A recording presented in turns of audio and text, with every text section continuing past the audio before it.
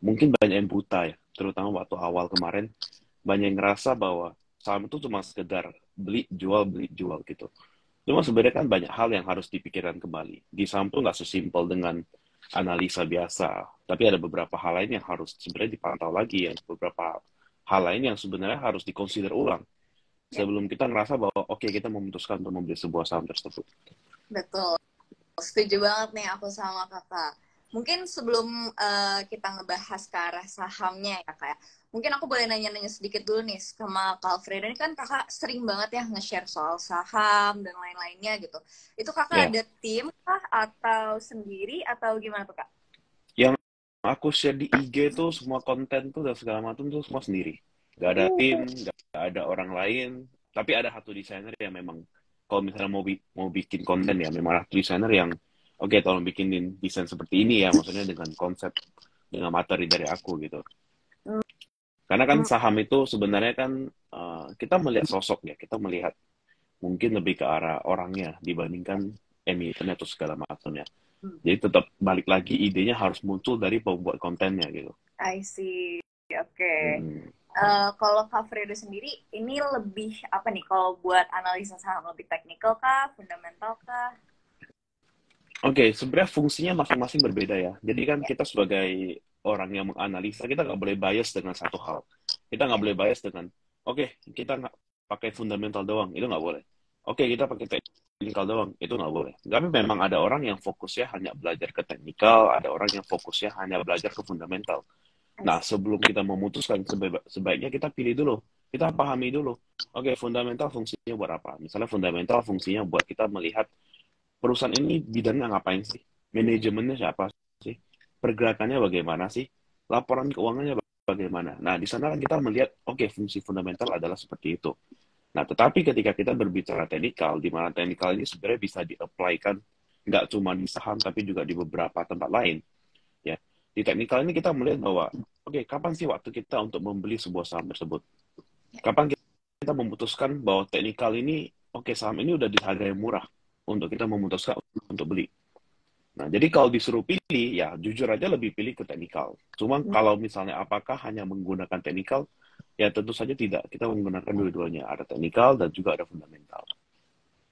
I see. Berarti, tapi mungkin lebih seringnya ke teknikal kali ya kak ya? Iya, ya, keseharian teknikal. Keseharian teknikal. Nah, cuma harus tahu perbedaannya nih. Kalau fundamental, kalau kalian mau mencari saham-saham yang bisa untung 100%, 200%, 300%, itu mesti datang dari fundamental. Ya. Jarang sekali datang dari teknikal. Karena kenapa? Sebuah saham waktu mau naik ke 100%, itu pasti ada pergerakan naik, terus turun, terus naik, terus turun. Ya, Dan nggak semua orang tahan. Nah, tetapi ketika kita percaya sama fundamentalnya, di sana kita bisa mendapatkan return yang lebih tinggi. I see. Ini kalau boleh Mm-mm. tahu, kan nih belajar saham tuh dari mana sih kak? Dan sejak kapan gitu? Aku terjun di dunia saham sejak 2015. Sejak Oh, udah 2015. lumayan ya? Nah, ya, hampir 8, ini masuk tahun ke-8 berarti. Ya. Nah, Belajar sendiri atau ada mentor kak? awal belajar sendiri, cuma belajar sendiri kan kita biasa stepnya salah nih. Jadi waktu masuk ke saham, ternyata lihat, aduh saham ini membosankan nih, ya udah masuk ke forex. Nah, setelah Oke. masuk ke forex, makin salah lagi. Nah, makin salah lagi pembelajarannya, baru pelan-pelan belajar sendiri. Nah, bedanya gini, sebelum COVID, ketika kita mau cari seorang mentor itu susah. Iya. Nah, sebelum COVID itu kita mau cari sosial media yang sosok atau konten kreator yang berbicara mengenai saham itu susah banget, jarang banget. Jadi ujung-ujungnya bagaimana? Kita hanya coba lihat ini, lihat itu. Ujung-ujungnya ya kita cuma bisa ngetes satu-satu. Iya. Guru yang ini mana yang bagus, mentor yang ini mana yang bagus. Nah, jadi aku memang dulu awalnya sempat ikut beberapa kelas, cuma balik lagi ke sendiri. Ketika udah belajar sama mereka, kita cuma ngambilnya sebagai anggapan sebagai sekolah.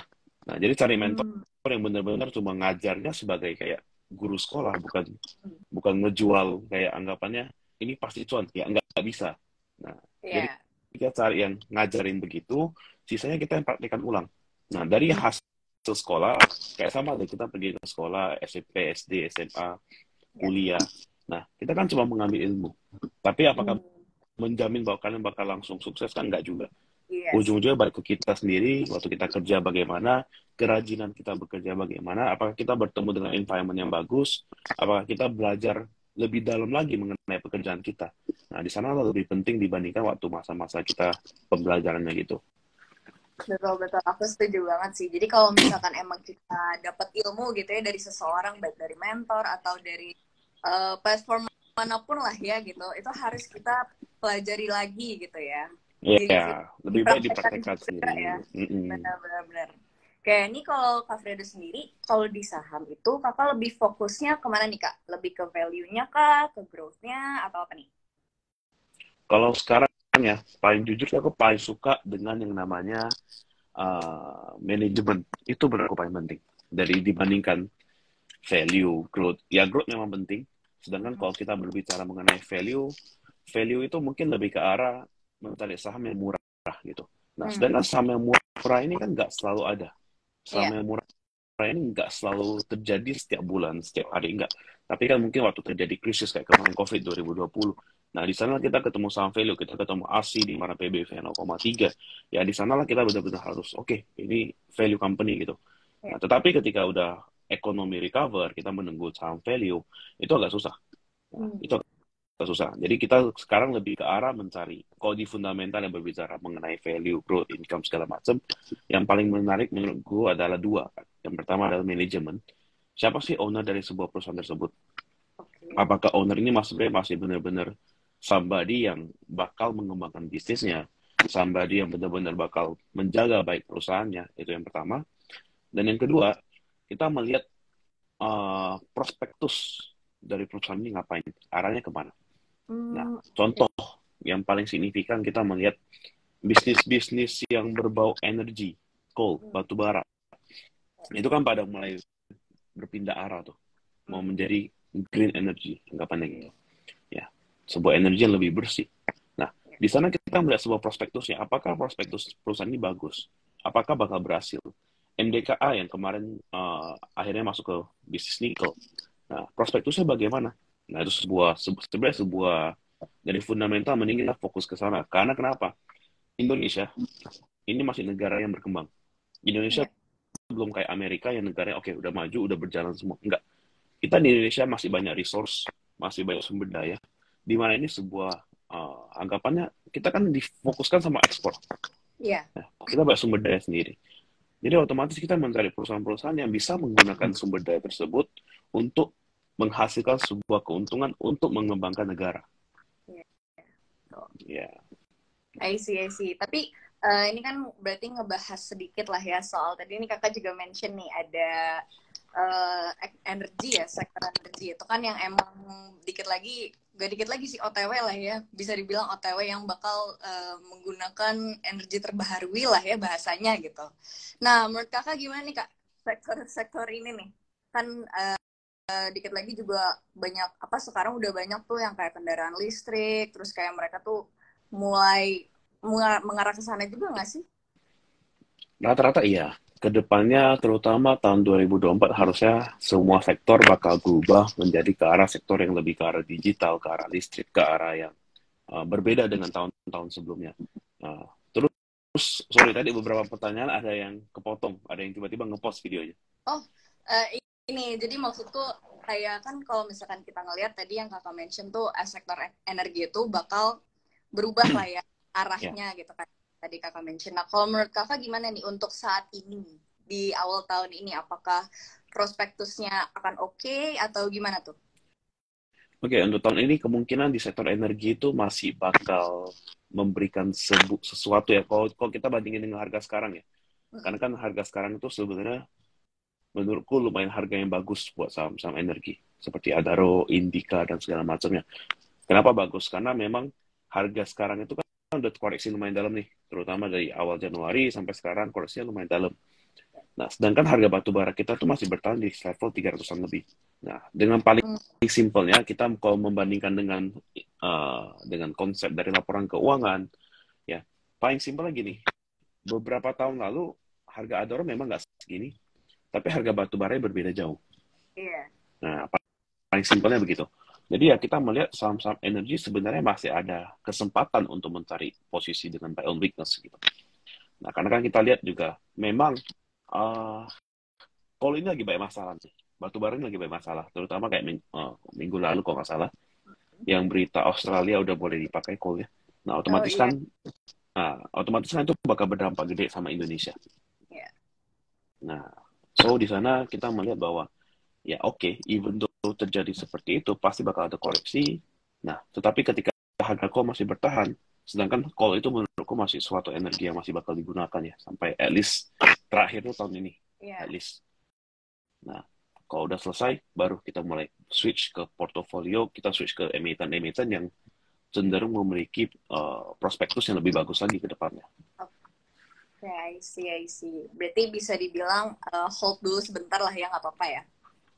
Kalau posisi sekarang, kan jujur sih menurutku lumayan menarik untuk kita buy on weakness ya, dibandingkan kita buru-buru untuk sell ya, kalau untuk Oke, sekarang. Tapi oke. di harga sekarang loh, aku nggak bilang ntar di 4.000 malah dibayar, ngeri. Justru kalau sekarang di 3.100 ya lumayan menarik sebenarnya gitu. Oke, I see. Ini sebelum ke membahas sektor-sektor nih ya, Kak. Ini kita Hmm. boleh bahas sedikit emiten dulu nih, menurut Kakak yang di awal tahun ini kayaknya oke nih buat dilirik apa aja tuh, Kak, kalau boleh tahu. Wah, kalau jujur ya, Januari ini mungkin masih akan koreksi sampai at least minggu ini. Hmm, Setidaknya yes. paling cepet tuh minggu ini. Kalau sesuai prediksi tanggalku ya. Mm-mm. Karena masih awal Minimal itu tahun. paling, iya masih awal tahun. Jadi dari Desember, ya Hmm, dari Desember kan kita nggak ada window dressing ya. Secara yeah. sejarah kita gagal. Kita nggak ada window dressing. Dan paling cepet pun, karena kan kita juga ingat kita ada libur Imlek tanggal 24, 23 ya. Yeah. Nah, biasanya market kita tuh koreksi menjelang liburan. Biasanya betul. Oke. Kalau kita lihat lebaran kemarin nggak koreksi, tapi habis lebaran dibanting habis tuh tahun Iya. lalu kan. Nah, kalau menurutku tahun ini akan terjadi, kan masih koreksi nih, masih masa koreksi. Mungkin bakal recover sekitar minggu depan. Tapi itu Hmm, pun di pertengahan minggu depan. Jadi I waktu see. menjelang liburan ada sedikit recovery. Jadi Januari effect masih possible ya, Kak? Hmm, possible-nya pun jangan expect banyak deh. Kalau maksimal menurutku kemungkinan market kita bisa naik paling maksimal di level 6.800. Itu udah tinggi banget. Itu udah optimis. Nah, cuma overall kalau kita lihat Januari mungkin masih akan menjadi bulan yang susah. I Nah, see. kemungkinan bakal mulai bagus ya sekitar bulan Februari sama Maret. Oke. Berarti ada yang perlu diantisipasi nggak sih, Kak, saat-saat ini? Sebelum nanti ya, mungkin tadi yang Kakak mention setelah Imlek mungkin ya, baru ada setelah apa, Ya, sesuatu yang menarik lah. ya, Oke, sesuatu yang mau. kalau antisipasi sih sebenarnya gini. Karena kita tahu lagi kepada koreksi, saranku sih lebih baik keep cash, ya stay cash, ngincer saham-saham di big caps. Oke. Oke, kayak contoh emiten apa yang menarik? Mungkin lebih daripada berbicara emiten, mungkin kita berbicara mengenai sektor. Sektor yang menarik Oke. ya otomatis sektor banking pasti menarik. Kenapa? Karena in order untuk IHSG rebound kan pasti sektor banking digunakan. Ya. Ya, saham-saham seperti BBRI, BBCA itu kan udah mulai ya masih menarik sebenarnya masih dibuang sama asing cuma yang mulai boleh dipantau tapi jangan buru-buru beli. Nanti ketika Hmm. udah mulai reversal, oke baru di sana hajar. I- Itu yang pertama. Nah, yang kedua, kalau mau diantisipasi, hati-hati dengan saham-saham kayak gini. Ini tuh sekarang banyak baru IPO. Hmm. Banyak saham Iya. baru IPO. Sekali IPO 4. Wah, ngeri juga kan. Iya, Ya, iya. jadi hati-hati dengan jebakan IPO sebenarnya. Kenapa tuh, Jangan Kak? hari pertama. Karena kita nggak bisa expect semua saham IPO itu bisa arah berhari-hari dalam ketika listing. Iya. Hmm. Itu bukan hal yang harus kayak, wah pasti terjadi. Nggak mungkin. Nggak mungkin Zaina itu realistis ya mungkin kalau udah IPO sehari ya kalau udah selesai IPO udah arah sehari ya sebaiknya jangan dikejar lagi hari kedua hari ketiga kalau mau kejar Hmm. mungkin konsep permainannya agak lebih cepat dibandingkan kalian harus tahan udah arah ketiga masih dihajar di arah ya habis contoh beberapa hal ini banyak yang dari udah mau arah dikempesin sampai habis sampai HRB. Nah Hmm. jadi kan itu bakal merusak mentality kita untuk kita mau trading gitu. Kalau kita mau trading atau kita bahkan mau beli saham sekalipun deh, mau sentuh saham sekalipun, kita bakal ngerasa bahwa, aduh takut deh, jadi banting gitu. Nah, kebetulannya sekarang ARB masih 7%. Bayangin Iya. kalau ARB 35%. Apa nggak lebih sakit? Dari plus 35, hajar di atas, jadi 0, jadi min 35. Agak puyeng ya. Ya, jadi itu juga satu hal yang harus diantisipasi. Karena ntar ketika market balik ke seperti semula, minus 35%, ARB minus 25%, minus 20%, perubahan market bakal terjadi. Perubahan cara orang trading bakal terjadi. Orang nggak akan sembarangan berani kayak hire sembarangan. Nggak akan berani. Kenapa? Mereka tahu resiko mereka tuh bisa minus 25% dalam sehari. Jangan kalau sekarang, ya paling amit-amit ya, ARB 7%. ARB 7%, minus 14%. Sekali lagi, minus 21%.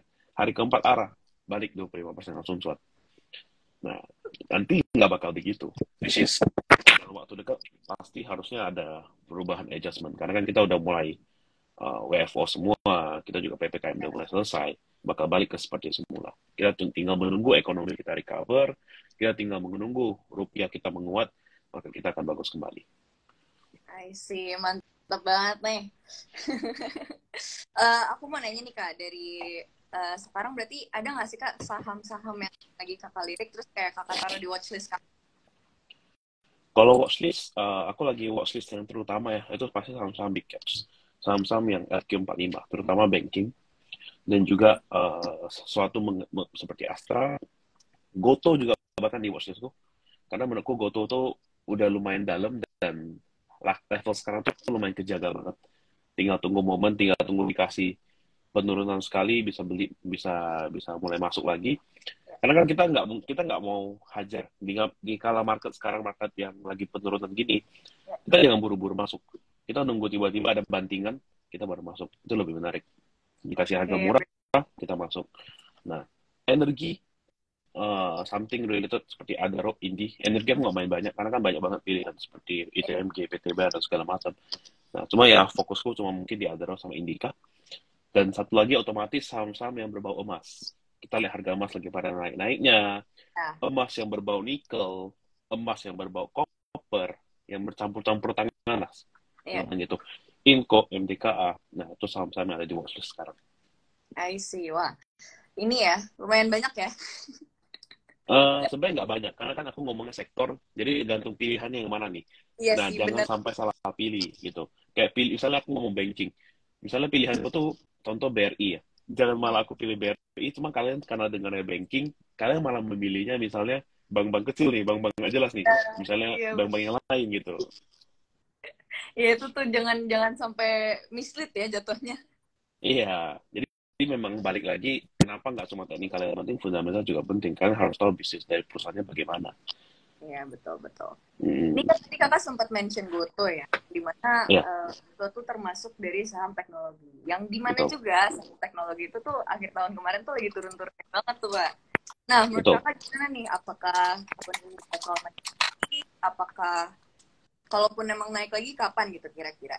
Gimana tuh menurut kakak? Kalau menurutku saham teknologi udah masa-masa kalian harus mulai masukin ke watchlist. Oke. Kenapa tuh, Mulai Kak? menarik. Karena kita ada penurunannya udah nggak diturunin lagi. Jadi dari pergerakan harga sahamnya udah stabil di level sana. Kayak Goto kita perhatiin udah 90-90-an. Aku justru bahkan kalau bisa ngincer Goto, aku mau ngincer Goto di 80, 70 sampai 80. Tapi nggak pernah dikasih. Nggak pernah dikasih. Jadi udah mentok-mentok sampai ke 80-an, oke, langsung rebound lagi. Nggak dikasih waktu lama untuk berada di level di bawah 80, nggak dikasih. Gitu. Jadi ini berarti kita melihat bahwa, soon bakal rebound, tapi kita nggak tahu kapan. Which is menurutku prediksiku bakal berjalan mungkin sekitar bulan Februari. Karena Februari harusnya kita mulai rebound. Dan saham-saham teknologi itu kan rata-rata market cap-nya lumayan besar.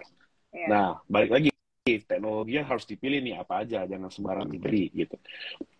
Ada 3 yang menurutku menarik di saham teknologi. Yang pertama ada Goto, yang kedua Bukalapak, dan yang ketiga Entek. Nah, Entek tuh juga kita kelihatannya udah mulai bottoming di sana 900-an. Bukalapak juga level 250 sampai 260 yang lumayan stabil.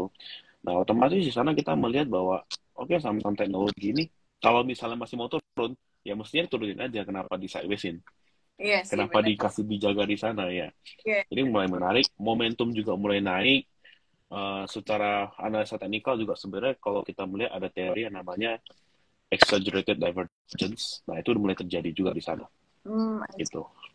Kalau beli gimana, Kak? Kalau beli itu karena masih baru IPO, jadi agak susah ditebak sebenarnya gitu. Karena masih baru IPO. Cuma satu hal yang bagus dari beli adalah Apa tuh? memang beli itu bukan cuma pompongan berita tapi memang terjadi dari owner itu memang beli terus. Oke. Nah, ini kan artinya apa? Kenapa fundamental manajemen itu penting? Berarti Ya. kan manajemen suka sama perusahaannya. Manajemen ini menjaga perusahaannya gitu.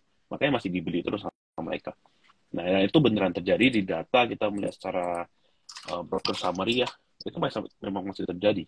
Hmm. Beli ownernya dari grup Jarum, dari grup Hartono Brothers yang punya BCA dan BCA Sekuritas masih melanjutkan pembelian. Permasalahannya, uang mereka nggak terbatas. Mereka bisa beli sampai harga berapapun. Anggapan diturunin sampai ke 300 pun mereka masih bisa beli, sedangkan kita enggak. Itu perbedaannya. Nah, jadi Oke. jangan buru-buru untuk hajar. Jadi agak harus bersabar ya. Ini Ya, that's ada why menggabungkan teknikal dan fundamental. benar sebenarnya karena dua-duanya itu sebenarnya penting ya kayak. Tergantung Ya, mungkin dari sisi mana gitu kita mau melihatnya. betul. Cara menggunakannya. Yes, betul. Ini ada yang nanya nih Kak, dari sektor multi-finance untuk tahun ini katanya. Kira-kira apa nih yang menarik? Multi-finance sih jujur bukan sebuah industri yang aku agak suka ya. Tapi apakah menarik? Menarik jika ekonomi kita recover. Gitu Oke. aja. Nah, Berarti ya, sedangkan worry-nya kan sekarang mungkin GDP kita bisa turun. iya. Iya, GDP kita bisa turun, jadi ya ekonomi kita mau recover kembali seperti semula kan butuh waktu nih. Ya. Nah, tetapi ketika itu ekonomi kita mulai bisa recover, seperti kayak contohnya GDP mulai stabil, rupiah mulai stabil, itu yang penting rupiah mulai stabil itu lumayan penting. Ya. Ya. Itu otomatis pembelian kan mulai gede, financing kan mulai dibutuhkan. Ya, financing mulai dibutuhkan. Nah, ketika financing mulai dibutuhkan, otomatis kita melihat bahwa oke, ekonomi ini mulai bagus, pembelian mulai gede. Jadi otomatis GDP kita bisa mulai naik lagi. Nah, balik lagi, jadi semua berputar. Ketika ekonomi bagus, multi finance juga bakal bagus. Nah, cuma multi finance kalau yang bagus tuh di Indonesia, yang TBK ya, ada sahamnya sih, gue melihat dua ya bagus. Apa tuh? Aku melihat dua, yang pertama ada Bevin, yang kedua ada ADMF, Adira Multi Oke. Finance. Nah, silakan dicek sendiri fundamentalnya gimana. Cuman kalau memang secara keuangan sih lumayan bagus, secara bisnis juga lumayan bagus, ownership juga oke. Oke. Tapi mungkin untuk multi finance tidak dalam waktu dekat kali ya. Mungkin kayak tadi yang Kak kalau dijelasin baiknya setelah perekonomian kita recover gitu ya. Ya, tapi kan kita kan waktu ekonomi mulai recover, harga sahamnya kan sudah tinggi. Iya sih. Nah, Benar. jadi ketika memang dapat harga murah ya kita bisa cicil untuk buy, untuk invest ya lumayan menarik sebenarnya. Yes.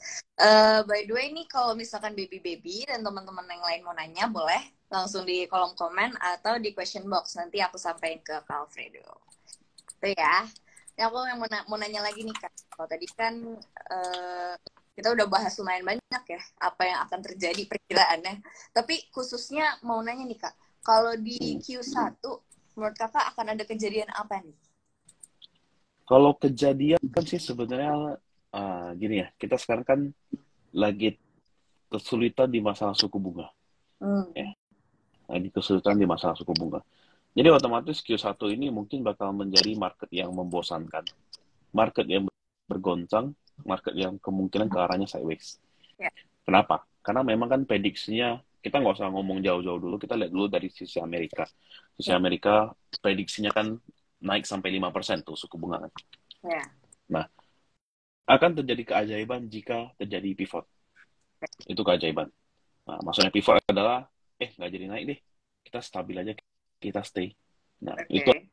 akan terjadi keajaiban. Cuma kan mungkin untuk terjadi begitu kan nggak gampang gitu, agak susah. Nah, itu pertama. Nah, kejadian kedua yang terjadi adalah yang kemungkinan bisa terjadi. Mungkin di bulan Januari ya masih bakal bergoncang, tapi di bulan Februari market tuh mulai realize. Ya udah, ini market udah begini, suku bunga bakal naik. Ya semua orang udah tahu. Ujung-ujungnya terjadi sebuah teori yang namanya the market discounts everything. Ya. Nanti ketika suku bunga beneran naik hampir ke 5%, maka kita udah bagus. Nah, instead of kita menunggu sampai, 5%, market kita baru jelek. Enggak, jeleknya tuh sekarang dulu. Oke. ketika udah mulai terjadi, itu baru marketnya mulai bagus. Nah, jadi jangan expect 3 bulan pertama ini, Januari, Februari, Maret, akan menjadi bulan yang bagus. Enggak, jangan expect begitu. Mungkin lebih ke arah expect market kita ini bakal jadi lebih volatil, naik turunnya lumayan stabil. Lebih ke arah sideways. Nah, terus kan kita juga mau masuki yang namanya political years. Yeah. Ya, kita masuk ke political years. Biasa kan political years ini mulai gentar-gentar nih, siapa aja yang heboh. Entar kalau yang naik, sektor apa yang bagus. Kalau ini turun, sektor apa yang jelek. Gitu kan, semua berefek gitu. Jadi otomatis market kita bakal lebih ke arah bolak-balik aja. Oke, I see. Wah, mantap-mantap. Nih ada yang nanya nih Kak, lumayan banyak nih yang nanya langsung. Ada yang nanya, Koido izin tanya, kalau punya GDST, mendingan fresh down atau cut loss ya? Oh, tapi udah terlalu dalam kalau cut loss. Gimana tuh Kak? Susah dijawab nih begini nih. Ini pertanyaan susah dijawab nih. Oke. Kalau jawaban gue ada 2 tipe nih. Betul. Tipe pertama itu tipe orang yang menjawab secara theoretical. Nanti mereka bakal nanya, kenapa dibeli GDST-nya, alasan membeli GDST bagaimana, waktu beli trading plan-nya bagaimana, CL-nya di berapa, kenapa nggak diikutin. Itu jawaban simpelnya. Nah, cuman jawaban jahat dari gua. Ini jawaban jahat ya. Kalau misalnya nih, anggapan kalian nyangkut di GDST kan sekarang harganya 119 ya. Anggapan nih kalian nyangkut di harga 220 gitu. 220. Pertanyaan gua nih, kalian percaya nggak GDST bisa balik ke 220? Kalau nggak percaya, ya udah jual. Itu aja. Keyakinan. Kenapa? Iya, kalian yakin nggak gitu? Kenapa? Oke, realistisnya gini. GDST itu dulu di tahun 2021 ya, 2021 sampai 2022, sampai 2022 menengah gitu, pergerakan harganya tuh di sekitar 80 sampai 120. Tiba-tiba ada kenaikan di sekitar bulan Agustus, mulai kenceng tuh sampai 200 lebih. Nah, kalian percaya nggak level dengan kondisi sekarang ya? Percaya nggak GDST bisa balik lagi ke 200 lebih? Kalau nggak percaya, ya oke, nggak bisa. Itu aja. Simpelnya begitu. Itu jawaban yang sebenarnya jujur jahat aja. Nggak memberikan solusi kepada orang-orang. Cuma balik lagi. Itu kenapa pentingnya kalian mengerti yang namanya fundamental technical. Gitu. Karena di technical itu kelihatan bahwa ketika sebuah saham membentuk lower low, membentuk lower low, atau kita sebutnya low yang lebih rendah daripada sebelumnya. Ya. Di sana kita udah tahu itu saatnya cabut. Karena berarti akan melanjutkan penurunan. Nah, sedangkan kalau misalnya kita mau berbicara mengenai fundamental, emang ada yang bagus dari fundamental GDST? Apakah ada yang bagus? Nah, sebenarnya nggak ada. Bukan sebuah perusahaan yang anggapannya kita layak untuk diinvestasikan, bukan sebuah perusahaan yang anggapannya kita layak untuk hold jangka panjang. Ini turun nggak apa-apa, tambah lagi. Turun nggak apa-apa, tambah lagi. Nggak bisa. Karena GDST bukan perusahaan yang stabil untuk menghasilkan sebuah keuangan, menghasilkan sebuah profit yang rutin. Enggak. Ini perusahaan tuh masih naik turun kondisinya. Jadi untuk investasi jangka panjang yang belum menarik otomatis gitu. Nah, balik lagi jawabannya apa nih yang simple nih untuk apakah average down atau CL? Ya, jawabanku CL. Kalau average down, anggapan dia turun ke 80, kalian masih mau average sampai berapa? Nah, anggapan apalagi kalau misalkan angkutnya di atas di sekitar 240. 240 sekarang tuh udah sekitar 50%. Nah, apakah bisa siap untuk menunggu? Nah, karena gue bukan tipe orang yang bakal udah tahan aja tanggung puasa CL, enggak. Mungkin langsung aja. lebih ke arah mungkin ke arah realistis. Kenapa? Karena kalau kalian CL, ada kemungkinan kalian bisa balikin dari modal tersebut. Sisa modal berapa, ada kemungkinan kalian bisa balikin. Nah, cuman kalau kalian nggak CL, ya paling kalian percaya nggak bisa balik ke 220 gitu aja. Tadi ada yang jawab tuh Kak, katanya enggak. Nah, mungkin dia realistis, itu lebih bagus sebenarnya. Kayak dulu waktu awal IPO ya, ada satu saham namanya WIRG. Nah, WIRG kan fenomenal tuh, IPO dari 100 sampai ke 1.600 kan IPO-nya kan. Nah, waktu kemarin mulai penurunan sampai ke 1.000 segala macam. Ya balik lagi, teknikalnya mengatakan bahwa ini udah low cabut. Nah, kalau nggak cabut, ujungnya sekarang bagaimana ke 117? Pertanyaan yang sama. Percaya nggak dari 117 bisa naik ke 1.200? Percaya nggak? Nah, percaya percaya gak percaya ya. Wah, kalau Kalau jawab percaya, gimana tuh Kak, percaya nggak percaya? ya gini, kalau percaya kita semua all in aja besok. Oke. Gitu, iya dong. Itu kan Iya 1000% sih. loh. Iya ya. 120 ke 1200, 1000%. Nah, cuma kan masalahnya realistis saja. Nih. Bumi rebound, memang bumi rebound dari 50 sampai ke 200 kemarin. Tapi nggak berarti bumi bakal balik ke 8000. Oke. Iya. Gitu. Nyampe nih logikanya nih, nyampe nih. Ya, semoga nyampe lah. Intinya, jangan takut CL, karena kalau kalian takut CL tuh makin kacau. Makin nyangkut, ujungnya semua malah, kalian bakal ujungnya gini. Ujungnya tuh kalian bakal CL di lowest bottom. Iya, benar sih. Hmm. Make sense. Karena kalian udah masa-masa udah muak, udah kesel banget, aduh malah naik. Habis kalian CL, yang terjadi apa biasa? Rebound. Dan biasa reboundnya kenceng. Itu yang terjadi. Agak Begitu. bete ya jadinya ya.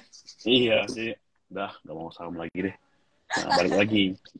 Kalau misalnya masuk dengan plan trading, siapkan trading plan-nya.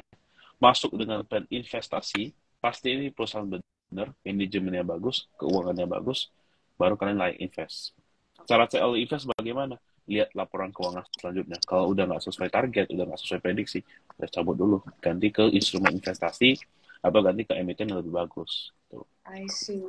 Oke, keren banget nih tips and trick dari Kak Alfredo. Keren. Ada yang nanya juga tuh Kak tadi, kok view tentang saham IPO seperti BMBL dan Soul? Dua kata, nggak menarik. Oke, kenapa tuh? Kenapa ya? Karena kita harus lihat dulu IPO tuh fungsinya mau ngapain. Oke. BMBL ini kan baru belum launching ya. Tapi Soul kan kita udah melihat hasilnya bagaimana. Soul tuh dari awal IPO ARB sampai sekarang 112, ARB sampai ke 73. Nah, Soul ini tipe Soul ya, nggak bakal ARB sampai mati. Maksudnya nggak bakal ARB dari 100, kan sekarang ARB nih, nggak bakal ARB sampai ke harga 1, nggak mungkin. Ini kan papa selaras sih soalnya 10%, nggak mungkin sampai ke harga 1. Pasti bakal ada masa rebound ya. Ketika rebound itu bakal cancel, biasa gitu. Jadi ambil momentum, kalau misalnya lagi ARB, nanti ketika udah mulai buka ARB-nya, kalian mau copetin untuk scalping, itu menarik. Cuma untuk jangka panjang yang 100% nggak menarik. Nah, cuma untuk ngambil momentum buka ARB, itu menarik. Tuh. Dan kapan buka ARB ya? Ya nggak tahu. Dipantau aja setiap pagi. Kalau kalau pagi itu udah buka, ya udah copet aja silakan. Cuma ingat, konsepnya copet adalah beli, naik berapa tik, udah jual.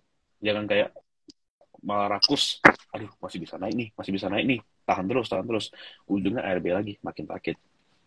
Ya kita melihat konsepnya Soul tuh mungkin bakal menjadi seperti Nano, kalau kita lihat Nano. Nah, Nano tuh juga di harga 30-an sekarang. Ya, konsepnya bakal sama. Nah, sedangkan kalau yang Lavender ini, yang perusahaan Lavender ini sebenarnya lumayan menarik, cuman yang balik lagi, IPO itu, ini kan dia apa, bimbel ya, les bimbel ya perusahaannya. Sebenarnya menarik, IPO kalau kita dukung pun sebenarnya secara hati kita bagus nih, wah untuk ngajari orang les nih, untuk belajar. Cuman balik lagi, tujuan IPO itu ada 2. Yang pertama antara untuk ekspansi, untuk benar-benar mencari modal kerja, untuk menjadi sebuah perusahaan yang lebih berkembang lagi. Atau tujuan kedua adalah exit strategi. Oke, bisa Nah, jadi. tujuannya yang mana nih sekarang masalahnya gitu. Itulah yang kita nggak bisa memberikan konklusi, memberikan kepastian bahwa, oh mereka mau exit nih. Ya kita nggak pernah tahu gitu. Nah, saranku, kalau mau ngambil IPO, lebih ngambil ke arah sektor apa sih yang lagi heboh. Sektor apa sih yang lebih bagus. Nah, kayak contoh, kayak aku kenal sama nasabah itu jarang banget. Kan menurutku IPO tuh kita nih 50-50. Kita nggak tahu nih orang dalam perusahaan ini maunya ngapain sebenarnya di IPO. Karena peraturan IPO sekarang dari bursa itu kan lumayan gampang sebenarnya. Lumayan mudah. Nah, jadi saranku sih lebih baik ya daripada kita buru-buru ikutan IPO, mending kita tunggu aja. Tunggu udah sebuah perusahaan dari listing, udah mulai turun misalnya atau naik, harga mulai stabil, baru kita masuk lagi gitu. Nah, kayak kemarin ya aku rekomend dari beberapa IPO yang muncul deh. Ya, aku rekomend cuma CBRE. Satu. Itu kenapa? Itu karena memang kita melihat secara sektornya energi ya lumayan menarik. Oke.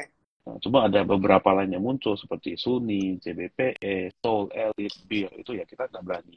Lebih ke arah daripada kalian menebak-nebak, mending tunggu aja. Tunggu udah listing, itu juga bisa belinya lebih banyak. Ya udah, silakan gitu. Berarti emang harus nunggu udah stabil dulu lah ya, seenggaknya jangan yang langsung buru-buru banget gitu ya. Preferable sih gitu. Cuma gue tahu sebenarnya kalimat yang gue sebutkan ini lumayan salah. Karena kan tujuan IPO kan supaya dapat investor baru. Kalau Iya semua bener. pada nggak mau, iya kalau semua pada nggak mau ikutan ya sebenarnya salah.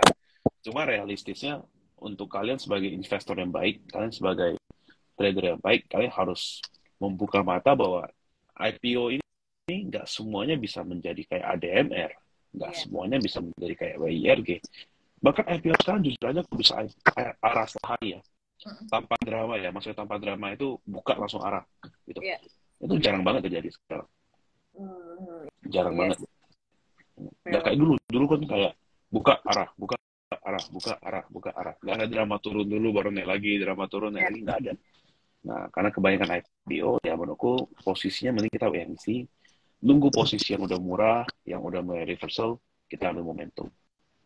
Oke, I see, I see. Nah, ini tadi ada yang nanya nih Kak soal Big Bangs. Tapi mungkin sebelum ke pertanyaannya salah satu teman kita, Lovely Pink, aku mau nanya dulu kali ya. Kan sebentar lagi perbankan ini kan bakal ngeluarin laporan keuangan full year nih di 2022. Menurut Kakak Hmm, bakal ada surprise earnings gak sih dari perbankan ini? menurut aku nggak ada. Kenapa Jujur, tuh? menurut aku nggak ada. Kenapa? Uh, karena kita melihat market kita ini bukan market yang lagi bagus. Iya sih. Nah, biasa kalau marketnya memang ada surprise earnings, ya at least market kita stabil lah. Ini market kita semua big bank rata-rata dibuang. Rata-rata. Kita lihat juga asing juga pada ngomongin sama asing kan. Mungkin kalau ngomong sampai surprise sih enggak. Cuma kalau bagus ya bisa jadi bagus. Bagus in terms of ya on track lah. Perusahaannya on track. Growth-nya masih ada segala macam. Cuma kalau surprise tiba-tiba profit laba 50%, ya mungkin naik 50%, sorry. Bukan 50%, naik 50%, ya mungkin nggak terjadi. Nah, jadi jangan expect terlalu banyak. Mungkin yang bakal menjadi memberikan surprise-surprise itu mungkin lebih ke arah perusahaan-perusahaan kecil yang Hmm, tiba-tiba bisa naik pada akhir tahun. Nah, cuman kalau untuk big banks, ya kemungkinan bakal di sana-sana aja. oke. Iya tuh tadi ada yang nanya. Boleh sharing view-nya untuk Big Bangs, bagusnya nambah di harga berapa ya katanya gitu. Kalau kita kategorikan big banks, kita kategorikan 4 aja ya berarti ya. Ya, BCA, BRI, Mandiri, sama BNI. ya. BCA ini level 8.000 lumayan menarik. Ya, level 7.800 sampai 8.000 itu lumayan menarik. Dengan kondisi sabar aja, jangan buru-buru. Kenapa? Market kita masih turun. Which is, kayak hari ini sebenarnya biasanya hitungannya kan candlenya hijau, tapi kan masih merah. Karena kan masih ada gap down-nya ke bawah. Tunggu posisi murah. Kalau BRI di level 4.200 itu lumayan menarik. 4.200 sampai 4.300 itu lumayan menarik. Daerah pantulan di sana. Sedangkan Mandiri,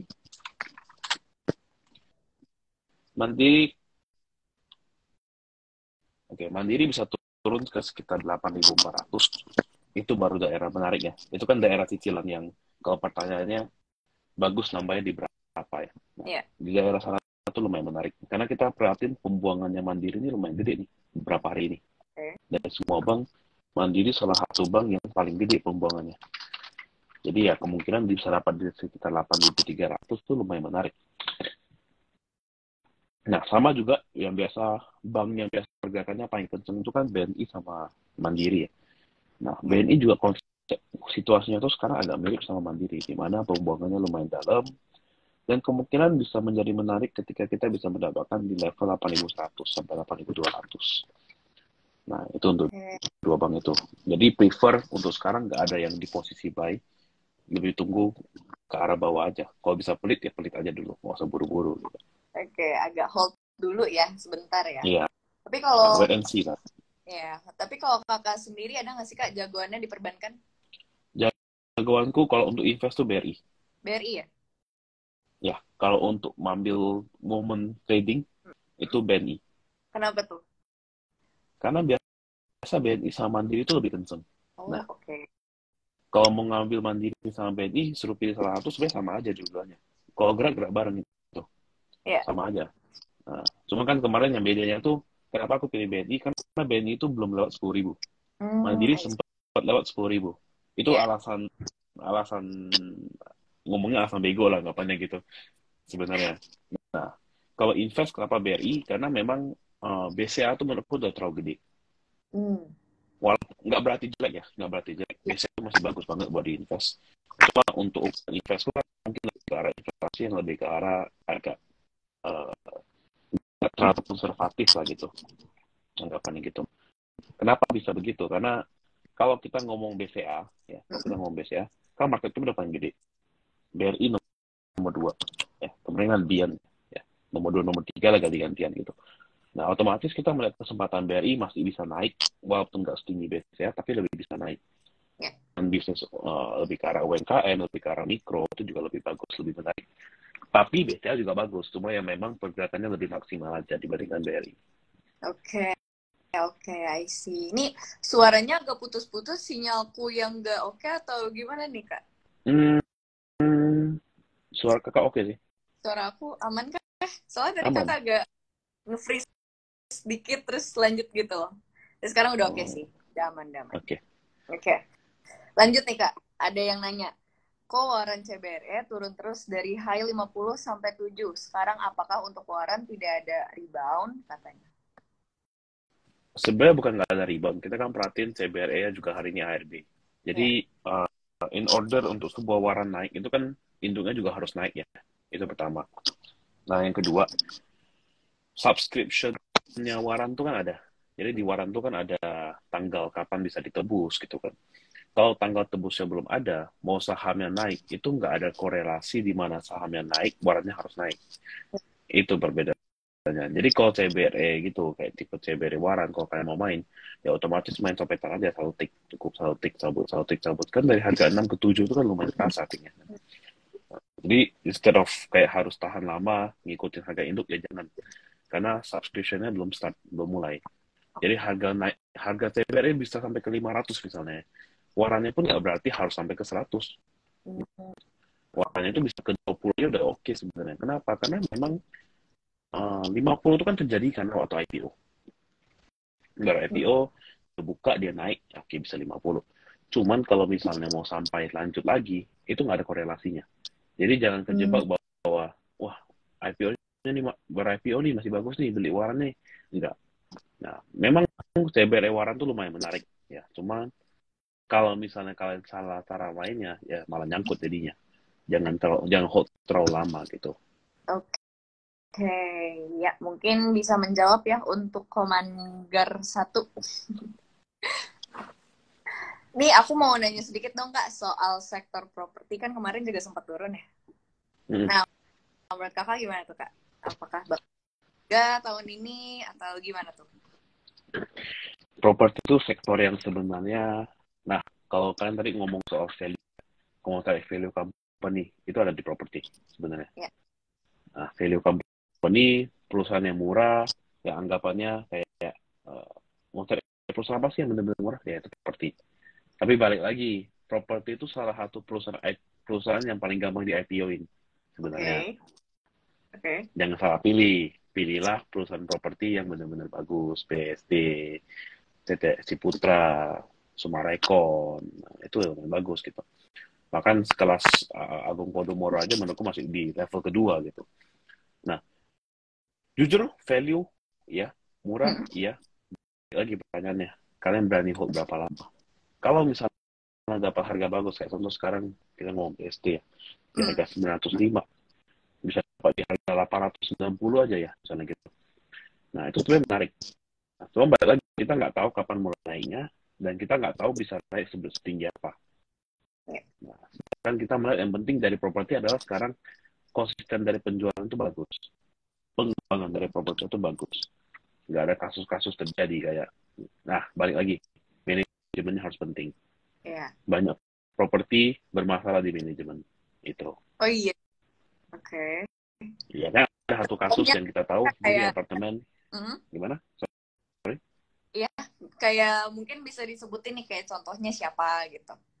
Oh, janganlah, jangan sebulan nggak enak. Tahu-tahu sendiri lah. Kalian tadi berita juga Ada harusnya tahu. case-nya. Ya, apartemen-apartemen yang kena kasus, yang nggak dibangun, yang belum bisa ditinggalin, kan banyak sebenarnya. Iya sih. Dan kalau kalian perhatiin sebenarnya banyak banget perusahaan IPO, properti, yang baru IPO, itu mati di 50. Hmm, oke. Nggak semua ya, memang ada yang berhasil, benar-benar berhasil. Karena ada satu di Batam juga berhasil. Ya IPO-nya nggak dibuangin, menurutku itu perusahaan yang layak, bagus, yang bagus banget. Bahkan di Batam pun development-nya aja bagus. Ya. Tapi ada juga yang jelek, sama. Nah, karena properti itu gampang banget untuk kalian IPO-in, untuk kalian punya tanah, segala macam. Kan asetnya ada kan.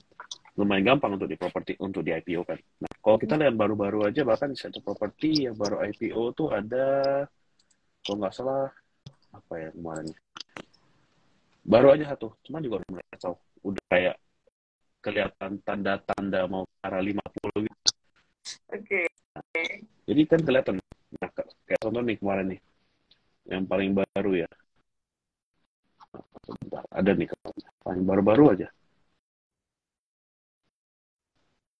Nah, BSPK. Kenapa tuh? Nah, ya tinggal dilihat aja arahnya kemana. Kalau menurutku ini perusahaan yang OTW arah bau-baunya sih ciri-ciri ke 50 segera. Cuma ya balik lagi, OTW ke 50 nggak berarti kalian nggak bisa cuan, masih bisa cuan.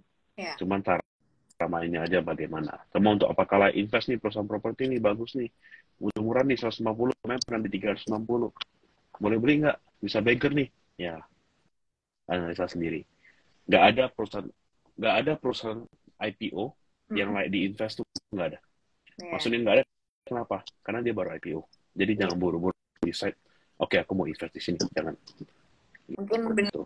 bener ya, kali tadi juga kan kalau sempat bilang kan, maksudnya kayak ya tunggu harganya sampai stabil aja dulu kalau Betul, misalkan memang pengen invest jangka panjang gitu ya, kayak betul. beggar atau apapun itu. I see. Udah nggak berasa nih Kak, kita ngobrol udah lumayan lama ya. Ini berapa lama ya? Oh, Udah 49 hampir menit 50 lumayan. menit nih. Iya. Tadi ada yang nanya nih Kak, terakhir ya, ini sekalian aku mau nanya juga. Tadi ada yang nanya, bagi saham yang bisa ngasih angpau buat Imlek dong katanya. Mungkin boleh tuh Kak sebutin 3 saham yang menjadi rekomendasi Kakak ya saat ini. Sebenarnya ada beberapa yang menarik, cuma ukurannya terlalu kecil. Kenapa tuh? Karena karena market kita lagi jelek. Kita nggak bisa Iya. expect dapat cuan dari perusahaan yang bagus. Hmm. Ada sebenarnya beberapa yang menarik, cuma untuk kalau disebutin di sini sih sebenarnya jujur agak bahaya. Agak, karena keputusan orang masing-masing berbeda ya. Karena ada yang ntar masuknya agak telat. Misalnya itu udah daerah TP nih, tapi baru masuk. Ya itu bahaya sebenarnya gitu. Mungkin Cuman boleh kalau mau disclaimer dulu Kak. Ini kan cuma merekomendasikan aja ya, sisanya analisa sendiri lagi gitu. Oke, ya disclaimer ya. Jadi analisa Ya. sendiri aja ya. Jadi kalau misalnya jadi sesuatu sih, ya hati-hati gitu lah intinya gitu. Oke. Yang lagi menarik menurutku tuh ada Temas, Mhm. itu selalu menarik. Ya, pertama, kedua ada BBYB lumayan menarik. Oke. BBYB dengan habis right issue kemarin turunnya lumayan dalam, udah lumayan murah sih, cenderung agak lumayan murah harganya. Dan yang ketiga, sebenarnya Bukalapak itu menarik sih, cuma mungkin kenaikannya nggak sebelum impact. Ya, ketiga tuh nggak sebut emiten, tapi lebih ke arah saham-saham baru IPO. Oke. Saham baru IPO sekarang banyak yang menarik untuk dicopet. Kayak hari ini kita berhasil copet di Suni. Oke. Ini itu baru IPO juga. Nah, itu juga. Tapi kosnya copetan. Kan mau cari angpau kan, berarti harus cepat. Bener. Karena Imlek udah segera. Nah, Suni itu lumayan menarik untuk dicopet gitu. Sisanya ya balik ke masing-masing deh, mau gimana kalian. Karena susah ngomong. Kalau kita mau ngomong jangka swing, mungkin agak lebih panjang, mungkin lebih mudah. So balik lagi, bahkan saham-saham big caps pun belum masuk ke daerah entry gitu. Masih ya udah kasih turun dulu. Nah, bahkan market sekarang turunnya ya enjoy, jadi lebih kayak aduh tanggung banget sih turun 2%, tanggung lah turun 4% sekalian. Lebih dalam lebih bagus. Yes. Gitu. Oke. Karena kita di posisi yang udah megang cash gitu.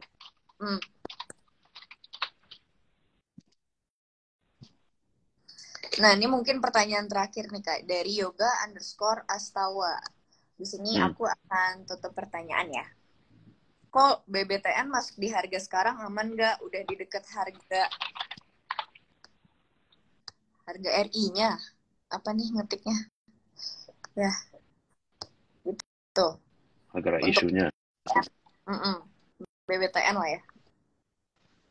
Kalau menurutku sih masih nggak menarik ya. Untuk kalau gini, sekarang kan gini, BBTN kan kategorinya bang, koreksi bareng sama BCA dan lain-lain. Daripada uangnya dimasukin ke BBTN, ya, mending ntar masuknya ke saham-saham yang kayak misalnya BMRI atau BNI gitu. Dengan syarat udah mulai reversal. Itu. Kenapa begitu? Karena BBTN juga bukan tipe yang sahamnya pergerakannya sehari bisa 20%. Susah.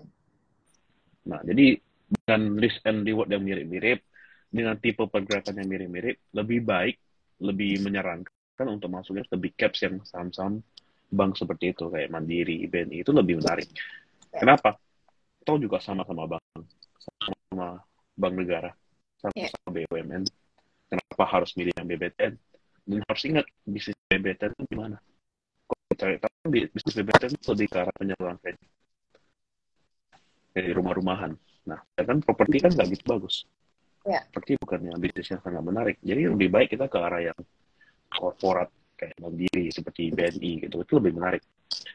Kenapa gitu? Karena ya masukku dengan tujuan, ya resiko sama kok. Resiko sama. Kenapa kita harus pilihnya yang BBTN gitu.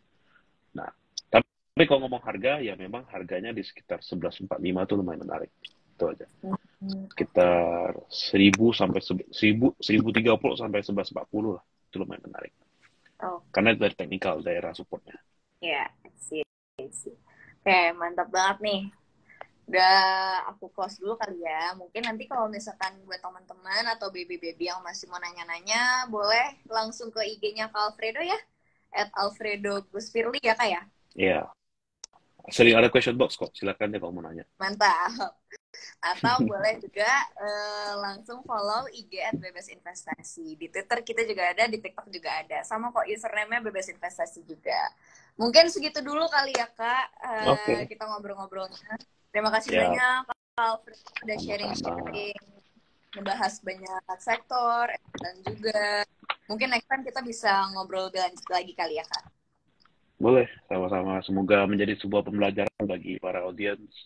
Dan juga ya ada sebuah hikmat lah yang dapat diambil lah. Jangan buru-buru. Jangan sembarang beli saham. Ya, disclaimer lagi. Jangan dilupakan ya. Ya, kalau berhasil silakan di-post di IG. Iya. Karena udah nonton live nggak berhasil. Ya. Semoga berhasil tapi ya. Ya. Karena beberapa sebenarnya udah di daerah floating profit kita. Daerah floating profit yang sahabat juga kan. Kayak Tebas tuh kan kita udah masuk dari sekitar 2.900-an gitu. Iya. Nah, coba kan memang masih berlanjut secara tren masih bagus gitu. Yes. Oke. Mantap nih. Sharing-sharing hari ini tadi banyak yang bilang pembicaranya keren, pembicaranya pintar, smart katanya. Thank you so much loh Kak Alfredo udah sharing-sharing sama baby dan teman-teman yang lainnya juga. Well, buat teman-teman yang lain, tadi aku udah kasih pesan, jangan lupa buat follow IG Kak Alfredo Gusfirly, dan follow juga IG, TikTok, dan Twitter Bebas Investasi. Jangan lupa juga nih buat teman-teman yang pengen baru mulai invest kah, atau udah terjun, masih pengen explore lebih, kalian boleh banget download Bebas App di Play Store dan di App Store kalian. Well, thank you ya Kak Alfredo, sukses terus. Terima kasih banyak. Terima kasih, sama-sama. Bye-bye.